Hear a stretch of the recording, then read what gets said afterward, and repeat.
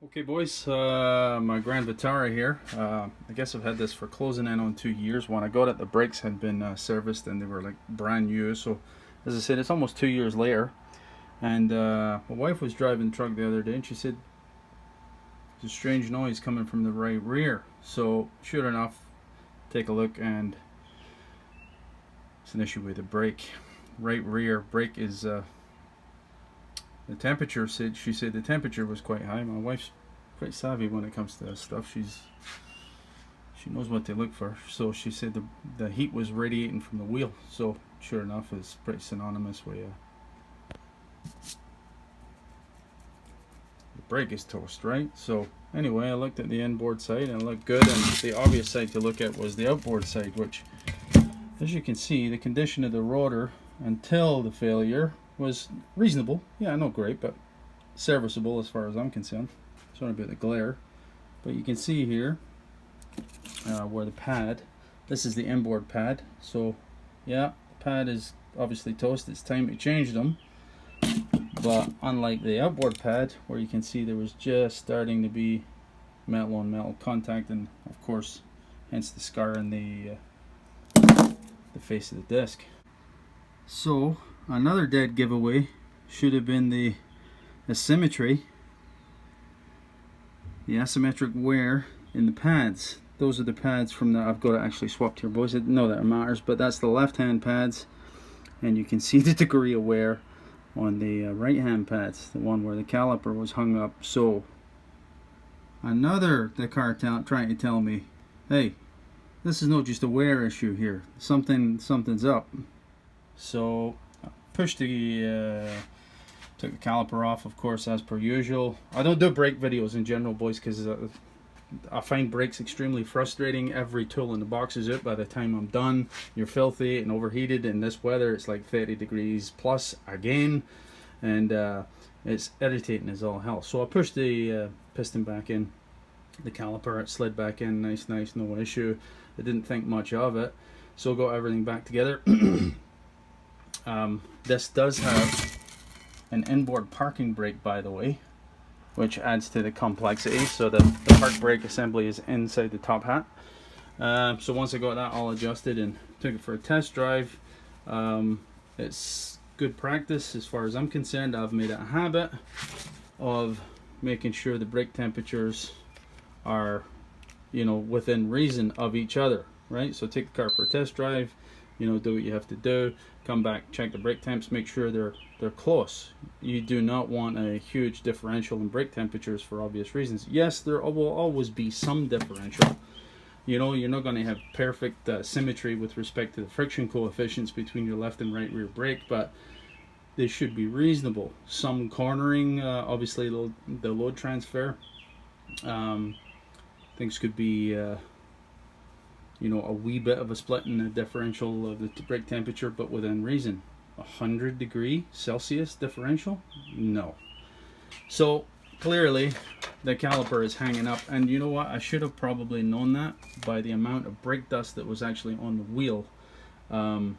Huge discharges of brake dust on the wheel are synonymous with, in a short time frame, are synonymous with the caliper being hung up. I should have known this.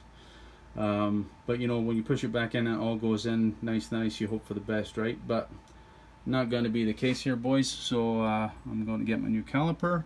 Once it's all installed, I'll take it for another test drive, and hopefully I'll be able to show you what should be reasonable differential brake temperatures. So just a wee sidebar note here boys, when you're changing the caliper and obviously bleeding the system, don't be tempted to dig the one that's on your shelf covered in dust, that's been open for years, because believe me, I'm a cheap bastard. I'm tempted. Go and get yourself a new one, right? That's sealed. That stuff's hydroscopic. It'll absorb the moisture, and let's be honest.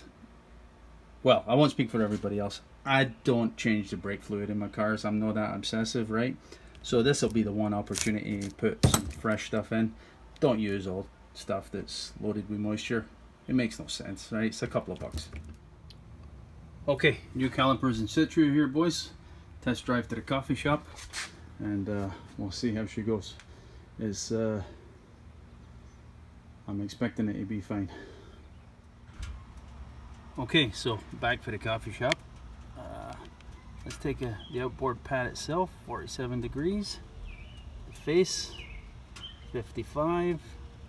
And in the top hat, 40. So basically, let's call it 55, 50,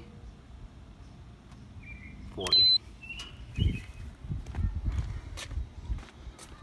Over the treble side.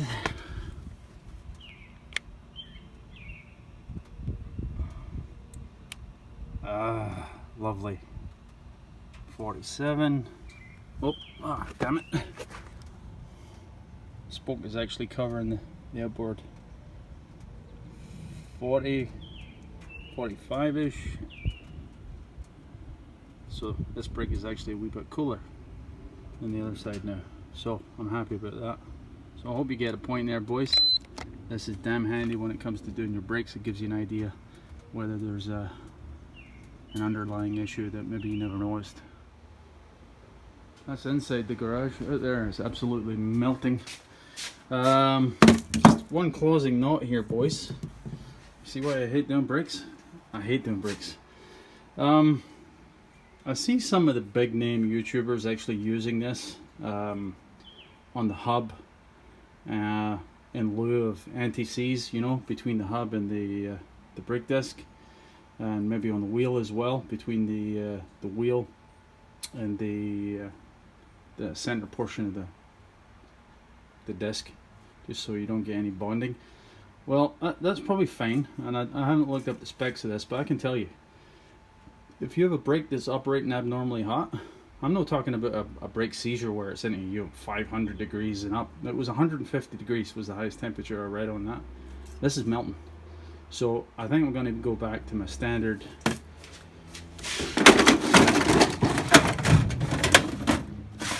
anti-seize, because I can tell you the operating temperature on this nickel anti-seize and this are day and night. Your brake heats up, don't count on this acting as an anti-seize, I can tell you that much. That's it, boys. Cheers.